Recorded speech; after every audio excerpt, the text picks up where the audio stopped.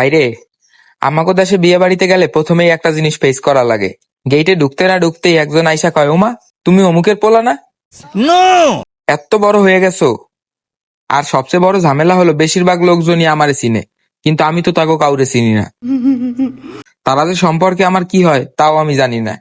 এখন তাকে যে আমি কি কইয়া ডাকমু হেইয়া ভাবতে ভাবতেই আমি হয়রান হয়ে যাই। ডিপ্রেশন।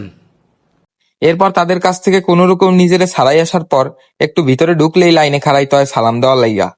এক একজন রিলেটিভরে সালাম দেওয়ার সময় মনে মনে হিসাব করি, এই লাইন শেষ হইব কবে, খাওন কখন পামু। তারপর সিট খুঁজতে গেলে দেখা যায় টেবিলে এক একজন এমন ভাবে বসে আছে যেন এইটা হ্যাগো বাপ দাদার জমিদারি, 1 ইঞ্চি জায়গাও কেউ ছাড়বো না। এরপর ঘন্টাখানিক যুদ্ধ করার পর কোন রকম এক সিপাই গিয়ে একটু বসার জায়গা পাই।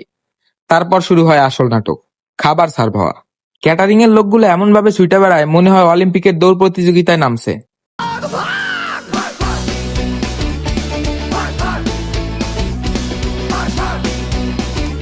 একবার পোলাও দেয়, সবাইরে দিতে দিতে যখন আমার পালা আসে তখনই শেষ হয়ে যায়। আর মানুষ পান নাই, বারবার শুধু আমার উপরেই। আবার আশার লাগিয়ে বসে থাকি, আর পাশের টেবিলে 3বার সার্ভ হয়ে গেছে।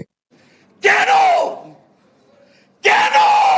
অবশেষে অনেক অপেক্ষার পর যখন খাওনটা কেবল শুরু করব, ঠিক এই মুহূর্তে আরেক খালা আইসা কান্দে হাত দিয়ে কয়, বাবা তোমার বিয়ার কি খবর? মনে মনে কই, আন্টি আগে খাইতে দেন, বিয়ের প্ল্যান পরে করি। খাওয়া শেষ হইতে না হইতেই স্টেজের দিকে ডাক পড়ে, নতুন কাপলের সাথে ছবি তোলা লাগবো।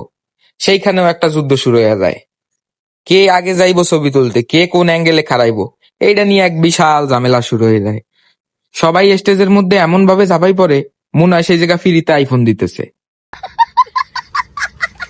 সবচেয়ে মজার পার্ট হইলো বিয়া বাড়ি থেকে বাইর হওয়ার সময় গিফট বক্স হাতে লয়ে সবাই এমন ভাবে চেক করে যেন কাস্টমস অফিসার। তাও ভাই বাসায় ফেরার পর মনে হয় এত কিছুর পরও বিয়া বাড়ির খাওন হইচই আর নাটকই তো আসল মজা। আপনাদের কাছে বিয়া বাড়ির সবচেয়ে হাস্যকর মোমেন্ট কোনটা? কমেন্টে বলেন আপনি কোন টাইপ, লাইনে খাড়াইয়া খাওয়া নাকি সোজা খাওনের টেবিলে দৌড়?